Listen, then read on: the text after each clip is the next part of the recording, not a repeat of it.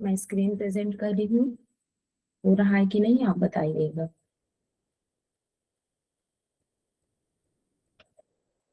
हो रही है मेरी स्क्रीन प्रेजेंट? नहीं मैम। नो मैम, अभी तो नहीं। सॉरी, नहीं। एक मिनट कहाँ जाएंगे।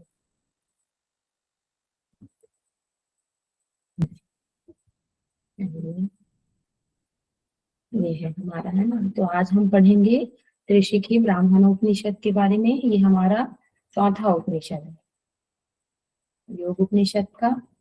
तो देखिए इसमें एक क्लोट लिखा है, दुनिया को अपना सर्वश्रेष्ठ दीजिए और आपके पास सर्वश्रेष्ठ लौट करके आएगा, है ना। तो ऐसे ही सेम हमारे एग्जाम के बारे में है। अभी आप लोग अच्छे से पढ़ाई कीजिए, रिजल्ट भी आप लोगों का अच्छा आएगा। चलिए आगे बढ़ते हैं आज की क्लास में। तो सबसे पहले इस उपनिषद में जो हमारे सिलेबस में है दिया गया है कर्म योग, ज्ञान योग और अष्टांग योग के बारे में। इससे पहले कर्म योग और ज्ञान योग के बारे में हम लोग किस उपनिषद में पढ़े हैं? किनको पता है हैंड रेज करेंगे।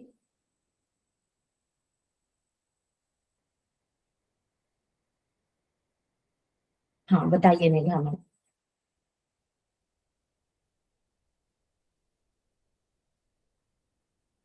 चलिए मैसेज ही टाइप कर दीजिए अगर किसी को आंसर पता है तो। देखो क्लास का ना थोड़ा सा टाइम सेव करने का आप भी कोशिश कीजिए। अरे मैं सॉरी मैम, ये माइक ऑन करना भूल गई। अच्छा ये ठीक मैम है श्वेता शतोपनिषद में पढ़े हैं। हाँ ठीक है, चलिए वेरी गुड। चलिए आगे बढ़ते हैं, है ना। अगर आंसर जैसे क्लास के बीच में क्वेश्चन कर रहे हैं ना तो आप लोग तुरंत माइक ओपन करके आंसर किया कीजिए।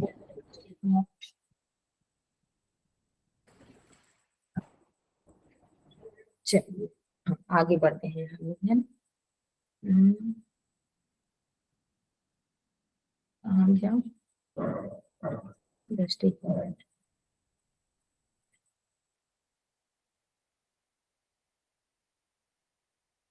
सॉरी।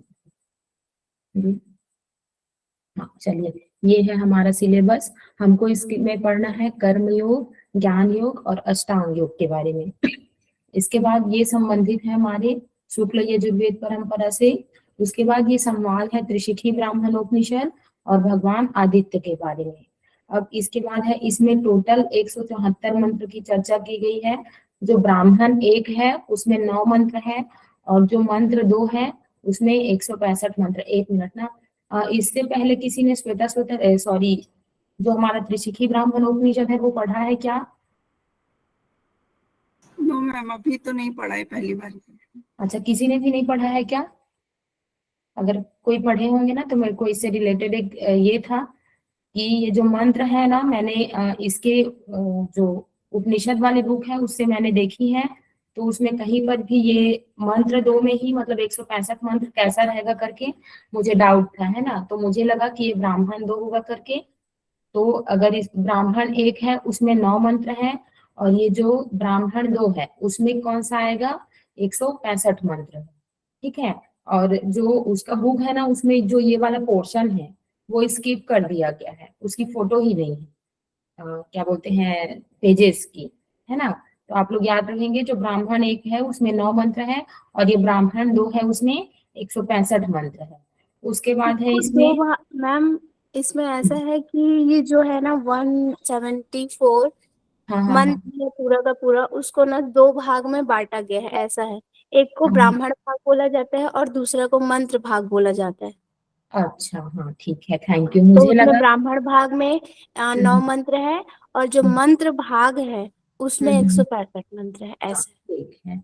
चलिए सबको समझ में आया? आया कि नहीं आया? हाँ मैम, आ गया। हाँ चलिए ठीक है। मैंने इसका ना जो मेन पीडीएफ है इसका जो मेरे पास है उसमें देखा तो उसमें मिल नहीं रहा था, वो स्किप हो गया है। चलिए, तो ब्राह्मण एक का है उसमें 9 मंत्र है और जो मंत्र 2 है उसमें है 165 मंत्र।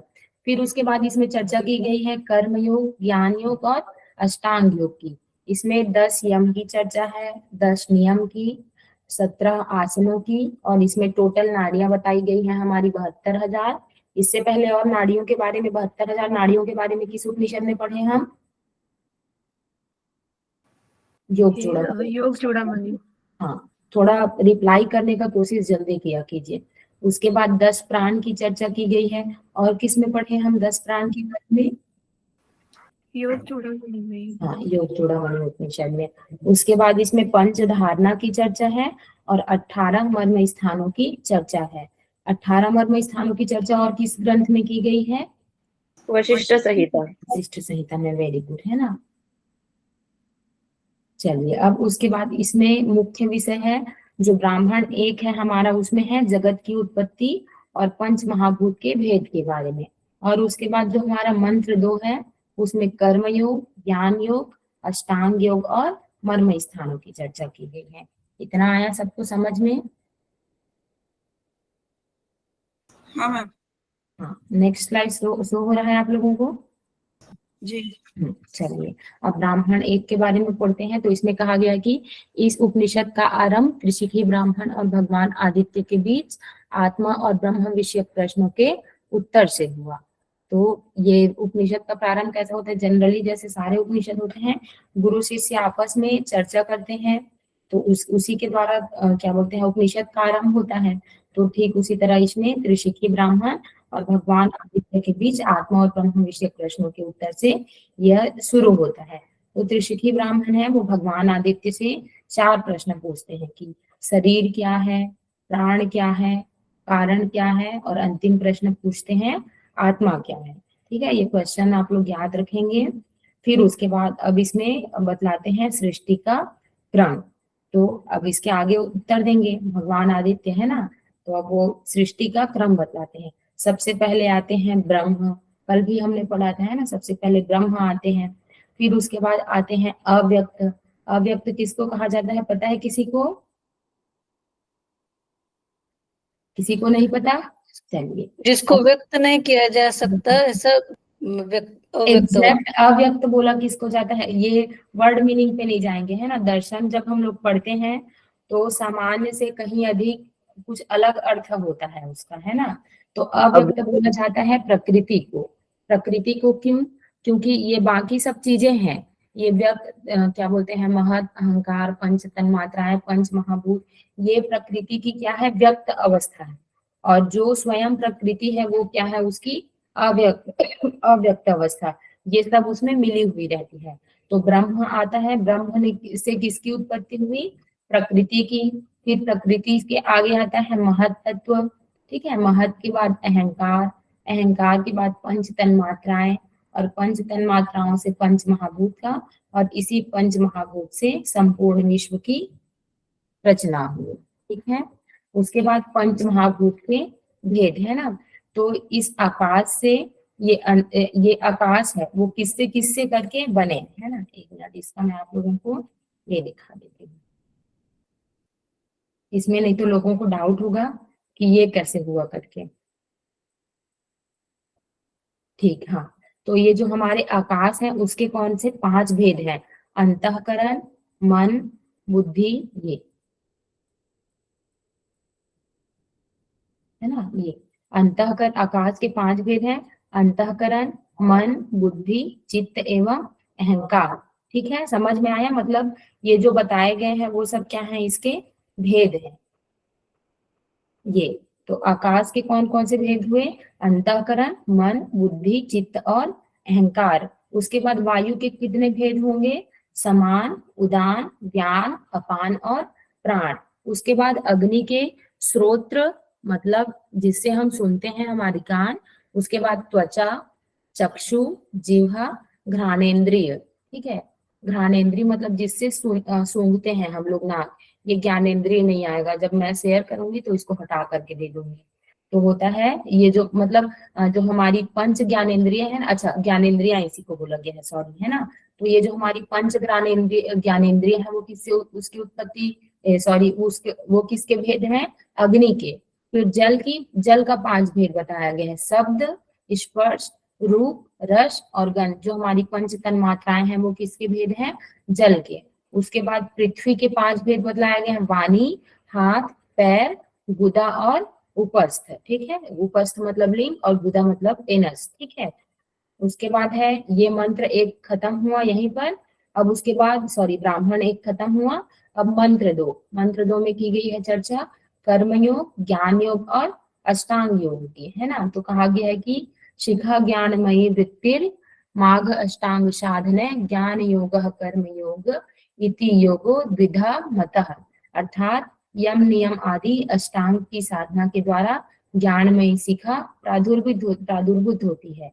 देखो यम नियम आसन प्राणायाम ये जो इत्यादि अष्टांग योग है हमारे, उसके द्वारा क्या है ज्ञानमयी शिखा प्रादुर्भूत मतलब उत्पन्न होती है। और इसमें योग के दो मार्ग बतलाए गए हैं, पहला है कर्म ज्ञान योग और दूसरा है कर्म योग, ठीक है। उसके बाद कर्म योग के बारे में बताया गया है कि कर्म और कर्तव्य द्वारा शास्त्रानुकूल कर्मों में निरंतर मन को नियुक्त करते रहना ही क्या है कर्म योग कहलाता है। श्वेता उपनिषद में कर्म योग के बारे में क्या बतलाया है, क्या बतलाया है कर्म योग के बारे में? मैम निष्काम भाव से वो ईश्वर को समर्पित करते हैं, हाँ वो कर्म योग है। उसके बाद ज्ञान योग के बारे में कहा गया है कि चित्त का सर्वथा आत्मिक उत्थान में नियोजित किए रहना ही क्या है ज्ञान योग कहलाता है। तो कर्म और कर्तव्य द्वारा शास्त्रानुकूल कर्मों में मन को लगाना कर्म योग और चित्त का सर्वथा आत्मिक उत्थान में मतलब, है ना। इसको कैसे याद रखेंगे, ज्ञान योग क्या है मतलब उसमें जनरली हम लोग देखेंगे ऋषि मुनि का ही हमको ध्यान आएगा, है ना। ज्ञान योग के बारे में मतलब कोई ज्ञानी पुरुष ही रहेगा उसी का, तो वो सर्वदा आत्मिक उत्थान में लगा रहता है, उसी को क्या बोलते हैं वही ज्ञान योग कहता है। उसके बाद हाँ चलिए, और कर्म योग और ज्ञान योग का फल, तो सभी आत्म कल्याण संबंधी सिद्धियां हैं वो प्राप्त होती है और दूसरा मोक्ष की प्राप्ति होती है। केवल दो ही एडवांटेज बताए गए हैं हमारे दोनों का मिक्स्ड रूप से, है ना, कर्म योग और ज्ञान योग का। कि पहला है आत्म कल्याण संबंधी सिद्धियां हमको प्राप्त होती है और दूसरा है मोक्ष की प्राप्ति होती है। उसके बाद अष्टांग योग के बारे में बतलाया गया है। तो अष्टांग योग में सबसे पहले क्या आता है यम आता है। एक मिनट, ये ना तब मेरे को मैसेज आ रहा है इसका व्हाट्सएप का, सब सॉरी व्हाट्सएप का नहीं है, ये नोटिस आ रहा है। कोई भी एक ग्रुप में मैसेज डाल दीजिए कि कोई भी क्लास में एडमिट लेने के लिए ट्राई नहीं करे, किसी को इंटरव्यू नहीं लगी, ठीक है। तो यम के बारे में कहा गया कि देहेन्द्रियेषु वैराग्यम यम इत्युच्यते बुधैः, ठीक है। तो शरीर एवं इंद्रियों के प्रति सभी तरह से वैराग्य भावना ही क्या है यम है, ठीक है। आया समझ में? यम के बारे में बोला गया कि शरीर एवं इंद्रियों के प्रति सभी तरह से वैराग्य भावना ही यम है। मतलब इंद्रियां जब जा रही हैं विषयों की ओर, शरीर हाँ, तो उन सब के प्रति हमको क्या रखना है वैराग्य भाव रखना है, उसी को क्या बोलते हैं यम बोलते हैं। अब यम बताया गया है इसमें, तो अहिंसा सत्यम अस्तेयम ब्रह्मचर्यम दयार्जवम क्षमा धृतिर्मिताहारः शौचम चेति यमादशः। इसमें 10 प्रकार के यम बतलाए गए हैं। अहिंसा, उसके बाद सत्य, फिर अस्तेय, ब्रह्मचर्य, और उसके बाद है दया, दया के बाद आर्जव, ये दोनों एक ही में मिला हुआ है ना, फिर क्षमा, फिर धृति, फिर आहार और शौच, ये सब क्या है हमारे यम है। तो अहिंसा का मतलब क्या होता है मन वचन कर्म से हिंसा का अभाव, यही क्या है अहिंसा। उसके बाद सत्य, मतलब मन वचन कर्म से किसी को भी जो भी चीजें यथार्थ है उसको बिना उसके अर्थ में परिवर्तन हुए कहना, ये क्या है सत्य। अस्तेय का मतलब है स्तेय न करना, अर्थात चोरी न करना। और ब्रह्मचर्य का है कि जो हमारी ज्ञानेन्द्रियां कर्मेंद्रियां इत्यादि है उन सब का क्या है एक मिनट, ब्रह्मचर्य का क्या होता है जो इंद्रियां है ना, उसको क्या बोलते हैं उसको, मैं एग्जैक्टली वर्ड मेरे मुंह में आ नहीं रहा है, क्या है ब्रह्मचर्य? नियंत्रित करना मैम, नियंत्रित करना, काबू में रखना। हाँ, जो जैसे इसका सामान्य ब्रह्मचर्य का क्या लिया जाता है, केवल जो जननेन्द्रिय है उन सबको उसके विषयों की ओर जाने से करके रोकना। लेकिन ऐसा नहीं है, आपको पूरी तरह से मतलब सारी इंद्रियों का उसमें क्या है, मेरे को वर्ड याद नहीं आ रहा है, सॉरी ब्रह्म की तरह आचरण करना, एक अच्छा हाँ, आचरण ये करना। ब्रह्मचर्य का ब्रह्म की तरह आचरण, ब्रह्म का आचरण करना ये भी ब्रह्मचर्य कहलाता है ना। तो इसमें सारी इंद्रियों को विषयों मतलब क्या है, मैं बोल नहीं पा रही हूँ, है ना, याद आएगा तो आगे बता। विन्मुख होना मैम, हाँ, विषयों से विन्मुख होना। नहीं नहीं, विषयों से विमुख होना भी नहीं है। ब्रह्मचर्य का मेन ये लिया जाता है कि भी करना ब्रह्मचर्य का मतलब होता है। क्या होता जो है, जो बाहर हमारे बहिर्मुखी इंद्रियां हो रही हैं अंतर्मुखी करके अंदर सुख लेना, ये ब्रह्मचर्य है।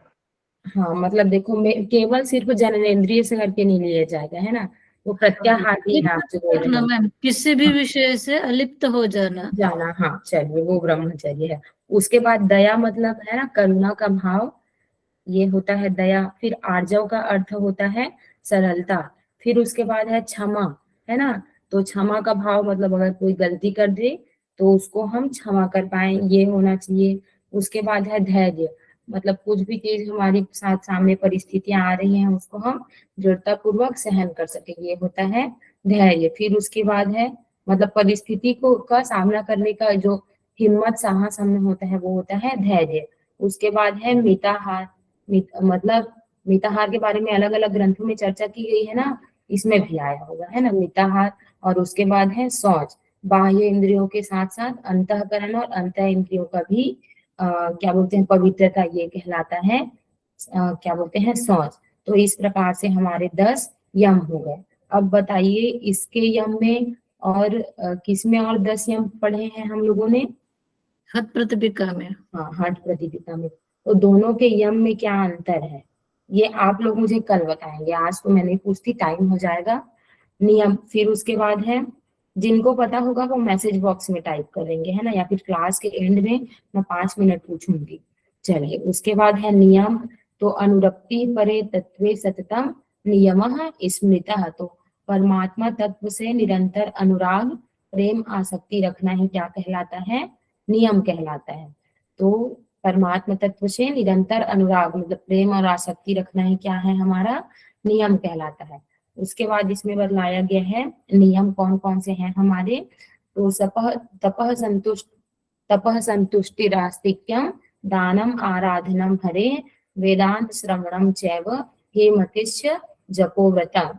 तो तप, संतोष, फिर उसके बाद आस्तिक्य, फिर दान, ये, फिर आराधनम हरे मतलब भगवान का ध्यान करना, फिर वेदांत श्रवण जो वेदांत वाक्य है उसका श्रवण, उसके बाद ही, ठीक है, कहा गया ये ही का मतलब होता है लज्जा, उसके बाद मति, फिर उसके बाद है जप और व्रत, ये है हमारे क्या 10 नियम है। चलिए यहीं पर ही पूछ लेते हैं, बताइए हठ प्रदीपिका के जो हमारे 10 यम हैं कौन कौन से हैं, हैंड रेस करेंगे जिनको भी पता है।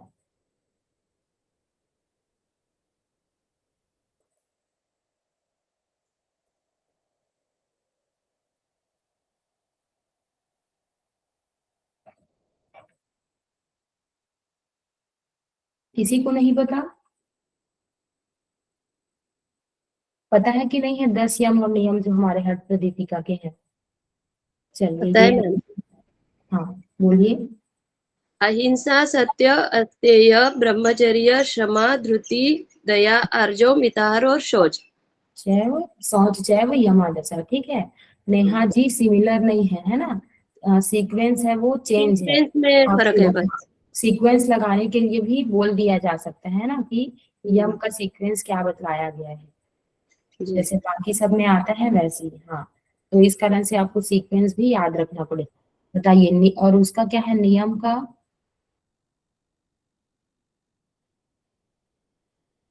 नियम का क्या है? तप, संतोष, आस्तिक्य, दान, ईश्वर पूजन, सिद्धांत वाक्य श्रवण, री, मति, तप और रुत। ही मतीचा जपो हुतम करके है ना, तो उसमें हाँ। 2 बार, सॉरी तपो हुतम करके हो, तो उसमें ना 2 बार तप के बारे में चर्चा की गई है ना। और केवल जो वशिष्ठ संहिता है, वेरी गुड, है ना। चलिए आगे बढ़ते हैं। उसमें जो हमारा वशिष्ठ संहिता है उसमें क्या बोलते हैं जप करके दिया गया है, और उसमें क्या है हठ प्रदीपिका में दोनों बार तप करके ही चर्चा की गई है, ठीक है। तो इस तरह से हमारा यम और नियम है। मैं कल सबसे ये क्वेश्चन पूछूंगी, ठीक है, तो सबके सब लोगों को याद होना चाहिए ये। अब उसके बाद है यम और नियम पढ़ लिए, यम और नियम के बाद है हमारा आसन, है ना। तो इसमें टोटल 17 आसनों की चर्चा की गई है और मंत्र 34 से मंत्र 52 तक इसमें है हमारा क्या बोलते हैं आसनों की चर्चा की गई है। तो कहा गया है आसनों के बारे में, सर्व वस्तुन्य उदासीन भावम आसनम उत्तमम। तो समस्त सर्व वस्तु मतलब समस्त वस्तुओं में उदासीन भाव, ठीक है, उदासीन भाव रखना ही क्या है, सर्वश्रेष्ठ आसन है, उत्तम आसन है, ठीक है। तो इसमें 17 आसनों की चर्चा की गई है। स्वास्तिक आसन, गोमुख आसन, देखिए मैक्सिमम आसन हमारे हठ प्रदीपिका के से वर्णन है ना इसका, तो क्या चीज डिफरेंट है आप लोग मेरे को लास्ट में बताइएगा, ठीक है। तो पहला है स्वास्तिक आसन, गोमुख आसन, वीरासन, योगासन, पद्मासन, बद्ध पद्मासन, कुक्कुटासन, उत्तान कूर्मासन, धनुरासन, सिंहासन। उसके बाद भद्रासन, मुक्तासन, मयूरासन, मत्स्येंद्रासन, सिद्धासन, पश्चिमोत्तानासन और सुखासन। तो बताइए हठ प्रदीपिका में और इसके आसन में क्या क्या डिफरेंस है। शुरू के 3 पकड़िए, है ना, स्वास्तिक आसन, गोमुख आसन, वीरासन है उसमें, ठीक है, यस और नो। हाँ मैम, तो योगासन नहीं है मैम, योगासन नहीं है, ठीक है, पद्मासन है लेकिन बद्ध बद्ध पद्मासन नहीं है उसमें, ठीक है, 2 एक्स्ट्रा यहीं पर से हो गए। उसके बाद कुक्कुट है, उत्तान कूर्मासन है, धनुरासन और सिंहासन भी है, भद्रासन है, उसमें सिद्धम पद्मम, ये मुक्तासन है कि नहीं है, ये नहीं है ना, जी मुक्तासन नहीं है ये, वो सिद्धासन को ही मुक्तासन अलग से मुक्तासन बोला जाता है, हाँ। उसके बाद है मयूरासन, मत्स्येंद्रासन, सिद्धासन, पश्चिमोत्तानासन और सुखासन, ये सुखासन भी उसमें नहीं, ठीक है। उसके जगह में इसमें कुछ कुछ एक्स्ट्रा आसन है, जैसे क्या बोलते हैं, एक योगासन एक्स्ट्रा हो गया, फिर बद्ध पद्मासन एक्स्ट्रा हो गया, और उसके बाद कौन सा है, उत्तान कूर्मासन एक्स्ट्रा है। मुक्तासन है हाँ उसमें कूर्मासन है और इसमें क्या बोलते हैं कूर्मासन नहीं दिया उत्तान कूर्मासन है, हाँ। उत्तासन है, और ठीक है, और ये सुखासन, ये किसके जगह में आया है, होगा कोई आसन, है ना। चलिए तो आप लोग कल कंपेरेटिव करके मुझे बताइएगा, ठीक है, क्योंकि आज तो आप लोग अच्छे से रिस्पॉन्ड कर नहीं रहे हैं, तो मैं भी कल मिले मुझे आंसर, है ना। तो चलिए अब आसन के बारे में पढ़ते हैं और आसनों की विधि और उसके एडवांटेजेस क्या क्या दिए गए हैं। तो सबसे पहला है हमारा स्वास्तिक आसन, उसमें भी सबसे पहले स्वास्तिक आसन की चर्चा की गई है। तो दोनों पैरों के तलवों को दोनों पैरों के तलवों को दोनों जानुओं मतलब घुटनों के मध्य में करके बैठना ही क्या है, स्वास्तिक आसन है। देखिए उसमें क्या करते हैं, ये योगी बैठा है ना, तो जो हमारा लेफ्ट पैर है, दोनों को पहले मोड़ के बैठे, दोनों पैर को, है ना, तो ये जो मोड़े ना, तो थाई और ये जो काफ मसल्स है उसके बीच में जो जगह बचता है ना, तो उसी के बीच में ये जो अपोजिट लेग है उसको इंसर्ट करना रहता है, और इधर ये जो गैप बना उसमें क्या है, उसको नीचे से करके इधर डालना रहता है, या फिर अपोजिट करके भी आप कर सकते हैं, है ना।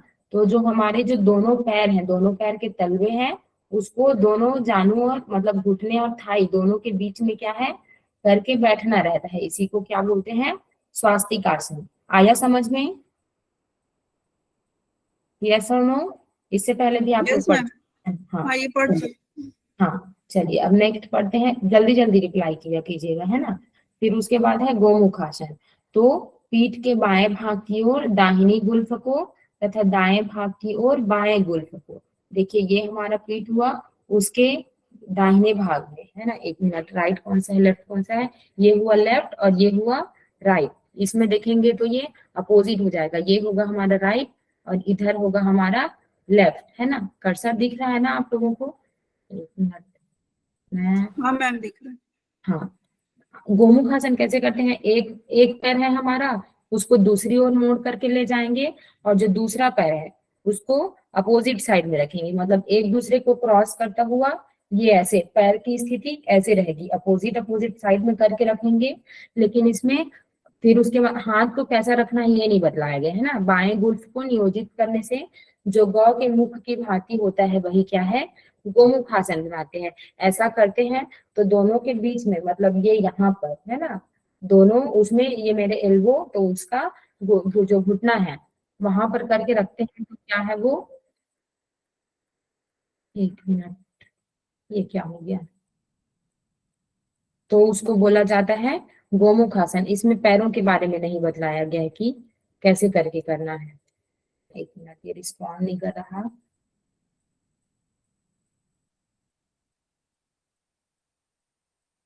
हाँ चलिए, फिर उसके बाद है, आया ये समझ में? यस और नो? जी मैम। हाँ, उसके बाद है वीरासन। तो एक चरण को बाई जांघ पर तथा दूसरे चरण को दाई जांघ पर निश्चल भाव से आरोपित करके बैठना ही क्या है? वीरासन है। तो एक चरण को बाई जांघ पर, ठीक है, मतलब हमारा जो पहला चरण पहला एक पैर है उसको बाई जांघ पर करके, और दूसरा पैर है उसको दाई जांघ पर करके बैठना ही क्या है?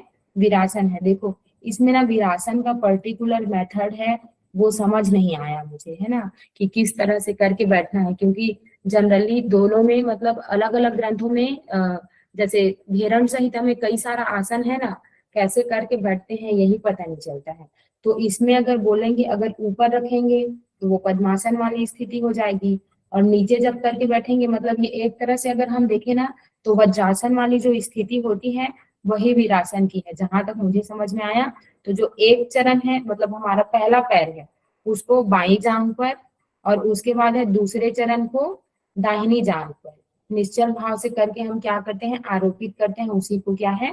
वीरासन बोलते हैं। लेकिन देखिए, देखो इसमें किस लेग को, सेम लेग को करना है कि अपोजिट लेग को करना है, इस चीज को भी क्लेरिफाई इसमें नहीं किया गया है। तो आप लोग इस चीज को याद रखिएगा कि हाँ, इसमें वीरासन के बारे में जो हमारा कौन सा उपनिषद पढ़ रहे हैं हम लोग? त्रिशिखी हाँ, त्रिशिखी ब्राह्मणोपनिषद। तो त्रिशिखी ब्राह्मणोपनिषद में वीरासन के बारे में ऐसा बोला गया है। फिर है उसके बाद त्रिशिखी ब्राह्मणोपनिषद, इसके बाद बोला गया है योगासन के बारे में।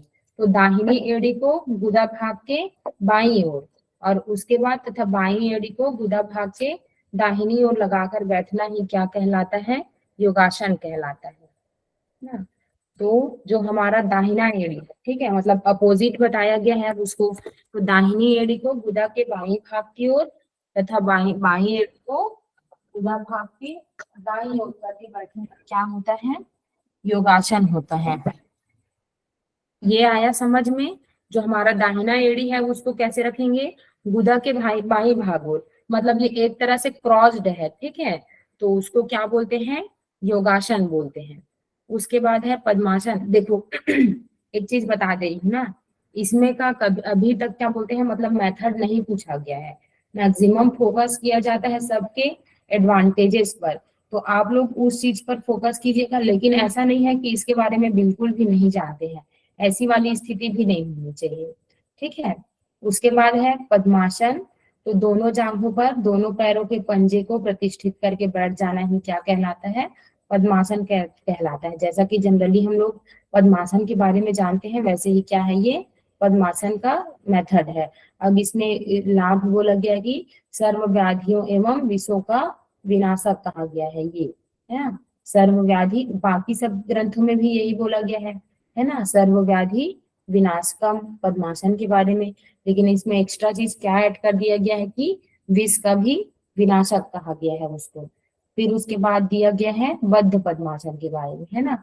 तो पद्मासन में अच्छी तरह से आसीन होने के पश्चात दाहिने हाथ से बाएं पैर के अंगूठे को तथा बाएं हाथ से दाहिने पैर के अंगूठे को पकड़ना ही क्या है? बद्ध पद्मासन है। बद्ध पद्मासन का भी मेथड पता है, ये पद्मासन में बैठे थे, फिर जो दाहिने हाथ से बाएं पैर के अंगूठे को, लेकिन इसमें देखो सेम लेग से करके पकड़ा गया है ना। जो हाथ पीछे करके, मतलब अगर मेथड को देखा जाए, ये मेरा दायां पैर है वो ऊपर है ना, तो उसको मैं इधर से अगर पीछे से करके ले जाते हैं तो वो हमारा क्या बोलते हैं, सेम पैर हुआ। तो इसमें अगर ये जो पीछे में क्रॉस करके दिखाया गया है ना, उस तरह से नहीं, मतलब अपोजिट वाले हैंड से करके हम लोगों को डायरेक्ट पकड़ना है, क्योंकि ये हमारा जो लेफ्ट वाला पैर है वो अपोजिट थाई पे आता है, फिर ये राइट वाला है वो अपोजिट थाई पे जाता है ना। तो उसको जिधर है हाथ को पीछे से क्रॉस करके नहीं लाना है, डायरेक्ट पकड़ेंगे, तो उसको क्या बोला जाता है? बद्ध पद्मासन। उसके बाद है कुक्कुटासन। तो पद्मासन पर ठीक तरह से स्थित होकर दोनों हाथों को जानुओं एवं जंघाओं के मध्य से निकालकर भूमि पर लगाकर शरीर को आकाश में अधर पर प्रतिष्ठित रखना ही क्या कहलाता है? कुक्कुटासन कहलाता है। क्या बोलते हैं, पद्मासन में बैठेंगे, फिर थाई और ये जो काफ मसल्स है उन दोनों के बीच में हाथ को ऐसे डालेंगे, ठीक है। फिर दोनों हाथ वो कर लिए, स्टेबल कर लिए। उसके बाद क्या है, उस जमीन से ऊंचे आकाश में अधर पर, ठीक है, ऊपर की ओर उठाना है। इसी को यही क्या कहलाता है? कुक्कुटासन कहलाता है। मैक्सिमम ये सारे आसन आप लोग पढ़ चुके हैं, तो मुझे नहीं लगता इसमें ज्यादा एक्सप्लेनेशन की जरूरत है, ठीक है। इस कारण थोड़ा फास्ट कर लेते हैं इसको। उसके बाद है उत्तान कूर्मासन। तो कुक्कुटासन लगाने के बाद दोनों भुजाओं से दोनों कंधों को पकड़कर कच्छप के सदृश एक सीध में हो जाना ही क्या कहलाता है? उत्तान कूर्मासन कहलाता है। उत्तान का मतलब भी क्या होता है? लेटना होता है ना। तो ये हम लोग कुक्कुटासन लगाए, फिर उधर ही से करके ये जो हाथ गया उससे करके कान को पकड़ लेंगे और ऐसे लेट जाएंगे, है ना। उसी को क्या बोलते हैं? उत्तान कूर्मासन। उसके बाद है धनुरासन। तो दोनों पैरों के अंगूठों को हाथ से पकड़कर श्रवण रंध्रों मतलब कानों तक धनुष के आकार में कर्ण तक आकृष्ट खींचना ही क्या कहलाता है? धनुरासन कहलाता है। इसमें देखो यहाँ पर सिर पर ले जाया गया है, तो उधर ना करके हमको क्या है, इधर कान की ओर खींच करके यहीं पर से खींच करके लाते हैं। उसको क्या बोला जाता है? धनुरासन बोला जाता है। उसके बाद है सिंह आसन। तो दोनों एड़ियों से सिवनी प्रदेश को विपरीत विधि से दबाकर दोनों घुटनों एवं हाथों को विस्तीर्ण कर स्थिर होना सिंहासन कहलाता है। तो दोनों एड़ियों से सिवनी प्रदेश को विपरीत विधि से दबाकर क्या बोलते हैं हम, सिंहासन के लिए जैसा बैठते हैं नॉर्मल वज्रासन में आकर के वैसा नहीं बैठना है ना। वो क्रॉस करके लेग को ऐसे अपोजिट साइड से, ये वाला जो पैर है वो इधर अपोजिट साइड और ये वाला पैर है वो इधर अपोजिट साइड, इस तरह से करके। तो दोनों एड़ियों से सिवनी प्रदेश को विपरीत विधि से दबाकर दोनों घुटनों एवं हाथों को विस्तीर्ण कर, ठीक है, मतलब ये हाथ को रख देंगे। फिर उसके बाद स्थिर होना क्या कहलाता है?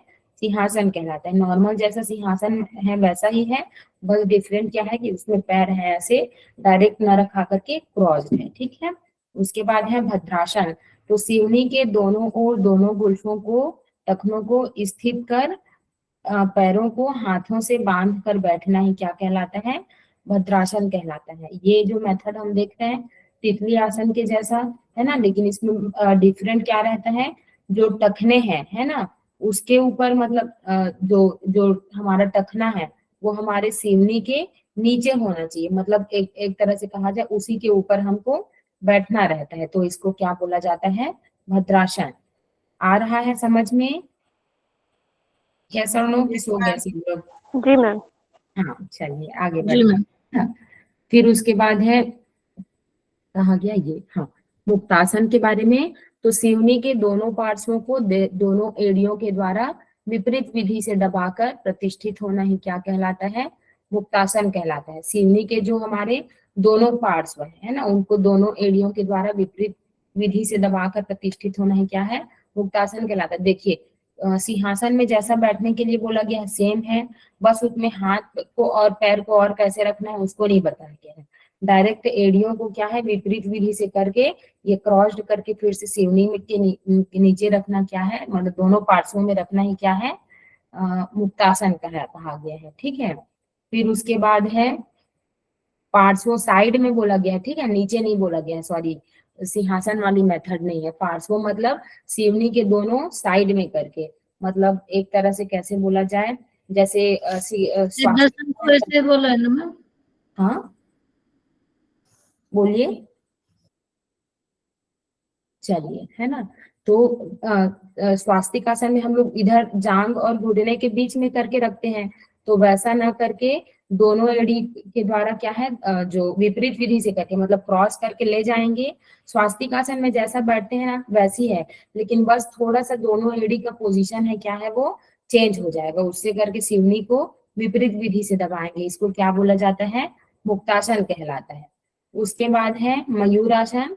तो दोनों हथेलियों को पृथ्वी पर स्थित करके दोनों कुहनियों को नाभि के पार्श्व में दोनों तरफ लगाएं और मयूर की भांति संपूर्ण शरीर को अधर करके सिर और सिर और पैरों को ऊपर की ओर उठाए रहना है, क्या है, मयूरासन कहलाता है। जैसा सामान्य मेथड है मयूरासन का, वही मेथड इसमें बदलाया गया है। उसके बाद है मत्स्येंद्र आसन। तो बाई जांघ के मूल में दाहिने पैर को के अंगूठे को पकड़ने से क्या है, मत्स्येंद्र आसन कहलाता है। इसमें जैसा मत्स्येंद्र आसन दिखाया गया है वैसा नहीं है इसका मेथड। तो बाई जांघ के मूल में मतलब ये थाई के ऊपर में जो अंगूठा रखते हैं वो सही रखाया है, ठीक है, लेकिन उसके बाद दाहिने पैर के अंगूठे को पकड़ने से, ठीक है। अब उसके बाद किधर से करके पकड़ना है, इस मेथड को भी इसमें क्लैरिफाई नहीं किया गया है। बाई जांघ के मूल में दाहिने पैर के अंगूठे को पकड़ने से क्या है, मत्स्येंद्र आसन कहलाता है। तो किस तरह से और किस हाथ से करके पकड़ना है, इस चीज को क्लैरिफाई नहीं किया गया। बस यहाँ पर हमारा जो अपोजिट लेग का जो क्या है अंगूठा है, जो हमारा पांव है वो आकर के रखाएगा, बस ये चीज इसमें क्लैरिफाई हो रहा है। उसके बाद है सिद्धासन। तो बाएं पैर की एड़ी को सीवनी पर स्थिर करें और दाहिने पैर को उपस्थ के ऊर्ध्व भाग में रखें। बाईं पैर की एड़ी को कैसा रखना है, सीवनी पर स्थिर रखना है और दाहिने पैर को उपस्थ के ऊर्ध्व भाग में। जैसा क्या बोलते हैं सिद्धासन का नॉर्मल मेथड है ना, ये ठीक उसी तरह से ही है, बस इसमें वर्ड का थोड़ा सा हेर फेर है। लेकिन जब हम बैठेंगे तो सिद्धासन में जैसे बैठते हैं वैसे ही एग्जैक्ट पोजीशन आएगी इसमें सिद्धासन की। इस तरह शरीर को सीधा करके बैठना ही क्या कहलाता है, सिद्धासन कहलाता है। उसके बाद है पश्चिमोत्तानासन। इसमें थोड़ा सा करेक्ट करना पड़ेगा। तो दोनों पैरों को जमीन में फैलाकर दोनों हाथों के द्वारा पैर के अंगूठे को पकड़ ले और पुनः सिर को घुटनों पर स्थित करना, ये क्या कहलाता है, पश्चिमोत्तानासन कहलाता है। ये दिखाया गया है जनरली जो हम करते हैं पश्चिमोत्तानासन, वही मेथड है इसका। इसके बाद है सुखासन। तो सुखासन जिस किसी प्रकार से बैठने पर सुख एवं स्थिरता मिले वैसा ही बैठना क्या कहा गया है, सुखासन कहा गया है। जैसा बैठने उससे हमको सुख मिले वही हमारा सुखासन हुआ। इसमें किसी तरह का डाउट, जो 17 आसन है हमारे उसमें मैम इनके लाभ कहाँ पर है लेकिन फिर आएगा लाभ, सारे में नहीं दिया गया है ना। यही चीजें आपको याद रखनी है कि अभी तक कितने आसनों का 17 आसन पढ़ लिए, कितने आसनों का लाभ बताया गया, बताइए, नोट कर रहे हैं ना आप लोग। मैम हाँ इसी एक ही आसन का तो बताया है। Very good. कौन सा आसन है, पद्मासन। अब क्या बोल गया है, समस्त व्याधियों विषयों का नाश, विषयों का नाश करता है। वेरी गुड, है ना। चलिए आगे बढ़ते हैं। अब आसन का फल बताया गया है कि तीनों लोगों को मानो जीत लिया हो। और हठ प्रदीपिका में आसनों का क्या लाभ बतलाया गया है, बताइए। स्थैर्यम आरोग्यम है, ठीक है, धैर्य नहीं है, स्थैर्यम आरोग्यम, अंगों में लघुता चांग लाभ, ठीक है। चलिए अब उसके बाद है आगे बढ़ते हैं। इसमें शमैश्च सॉरी ये यम है ना, यमैश्च नियमैश्चैव आसनैश्च सुसंयतः नाड़ीं शुद्धिं च कृत्वादौ प्राणायामं समाचरेत्। तो यम, नियम और आसन आदि के द्वारा सुसंयत होकर, ठीक है, मतलब इसका अच्छे से अभ्यास करके। अभी तक हमने उसी इन्हीं तीनों को पढ़ा है, यम किया, फिर नियम, फिर उसके बाद क्या है आसन। इन सबसे सुसंयत होकर सम्यक रूप से सर्वप्रथम क्या है, नाड़ी शोधन करे, ये नाड़ी शोधनम कृत्वा। उसके बाद क्या है, उसके उपरांत क्या करना है, हमको प्राणायाम का आचरण करना है। ऐसा ही कुछ हठ प्रदीपिका में भी बतलाया गया है ना, लेकिन उसमें एक चीज और एक्स्ट्रा ऐड कर दिए हैं। क्या है एक्स्ट्रा, पहले षटकर्म बोले में अगर किसी को वो है तो हाँ श्लेष्मा, हाँ अगर कफ है, अगर किसी को शुद्धि क्रिया ना, तो हाँ वही शुद्धि क्रिया, तो सट कर्म करने के लिए भी उसमें बोला गया है, ठीक है। चलिए नेक्स्ट आते हैं प्राणायाम में। ये लास्ट है ना, लास्ट स्लाइड, इसके बाद होगा क्वेश्चन आंसर का सेशन। बने रहेंगे आप लोग। तो प्राणायामम, ठीक है, प्राणायाम के बारे में कहा गया कि जगत सर्वमिदं मिथ्या प्रतीति प्राण संयमः। तो इस जगत के मिथ्या स्वरूप को भली भांति समझ लेना ही क्या है, प्राणायाम कहलाता है। देखो अब बाकी में हम लोग जैसा पढ़े थे ना प्राणायाम का डेफिनेशन, वैसा नहीं है। तो क्या चीज डिफरेंट है उसको आप लोग याद रखेंगे। और इसमें हमने बहुत सारा कुछ कुछ अब डिफरेंस देख ही लिया। उसका मेथड डिफरेंट है, ठीक है, सॉरी यम और नियम का सीक्वेंस डिफरेंट है। इसके बाद अब इसमें प्राणायाम को अलग बताया गया है, तो याद रखेंगे। तो मानव देह की माप क्या बतलाई गई है, 96 अंगुल, 96 अंगुल, जैसा ये हमारा अंगुल है तो वैसे ही करके 96 अंगुल मानव देह की माप बताई गई है। और प्राण का माप बतलाया गया है 12 अंगुल। तो प्राणायाम द्वारा ब्रह्म ज्ञान कैसे प्राप्त किया जाए, इसको याद रखेंगे। प्राण का माप बतलाया गया है 12 अंगुल और मानव देह की माप 96 अंगुल। तो प्राणायाम द्वारा ब्रह्म ज्ञान कैसे प्राप्त किया जा सकता है, तो शरीर में स्थित वायु को प्राणायाम द्वारा अग्नि के योग से न्यून एवं सम करके ब्रह्म ज्ञान प्राप्त किया जा सकता है। तो प्राणायाम द्वारा ब्रह्म ज्ञान को कैसे प्राप्त कर लिया जाता है, तो कहा गया है कि शरीर में स्थित वायु को प्राणायाम द्वारा अग्नि से योग, ठीक है, अग्नि से उसका योग करेंगे और न्यून एवं सम करके, ठीक है, पहले अग्नि प्रचंड है उसको क्या करेंगे, कम करेंगे, फिर उसको सम करके क्या है, ब्रह्म ज्ञान प्राप्त किया जा सकता है। ये है ब्रह्म प्राप्ति का उपाय प्राणायाम के द्वारा। अब उसमें इस अग्नि का आकार बताया गया है ना, तो कैसे कैसे मतलब अन्य अन्य जीवों में अग्नि का आकार किस प्रकार से होता है। तो मनुष्यों में यह अग्नि त्रिकोणाकार की, और 4 पैरों वाले पशुओं में, मतलब जितने भी पशु हैं उसमें क्या है, चौकोर आकृति की। फिर उसके बाद पक्षियों में गोलाकार, गोल मतलब वृत्ताकार होती है। और सर्प जाति में 6 कोनों की, और स्वेदजों में मतलब जिनकी उत्पत्ति स्वेद मतलब पसीने से होती है उसमें 8 कोनों की होती है, ठीक है। अग्नि का आकार मनुष्यों में त्रिकोण, 4 पैरों वाले पशुओं में चौकोर, पक्षियों में गोल वृत्ताकार, और सर्प जाति में 6 कोनों की, और स्वेदजों में 8 कोनों की। उसके बाद अब देह मध्य के बारे में है बताया गया कि अपान या गुदा मतलब गुदा से 2 अंगुल ऊपर एवं मेढ़ से नीचे, ये हमारा बतलाया गया है देह मध्य, है ना। उसके बाद है कंद का स्थान, तो देह मध्य में त्रिकोणाकार अग्नि के 9 अंगुल ऊपर, ठीक है। तो हमारा देह मध्य हुआ, देह मध्य कहाँ है, ये अपान है मतलब गुदा है, इससे 2 अंगुल ऊपर लेकिन मेढ़ से नीचे, तो बीच में क्या है यहाँ पर देह मध्य है। और उस अब देह मध्य में त्रिकोणाकार क्या है, अग्नि है, वो देह मध्य उसमें त्रिकोणाकार अग्नि के 9 अंगुल ऊपर, है ना, उसके 9 अंगुल ऊपर कंद का स्थान है जो 4 अंगुल ऊंचा और 4 अंगुल चौड़ा होता है, घन के आकार का, ठीक है। घन की क्या है, लंबाई चौड़ाई एक जैसे करके रहती है ना। तो 4 अंगुल ऊंचा और 4 अंगुल चौड़ा होता है जो हमारा कंद है, ठीक है।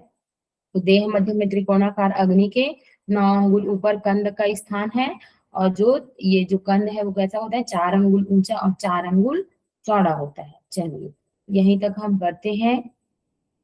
इसमें आज की क्लास से रिलेटेड किसी को कोई डाउट?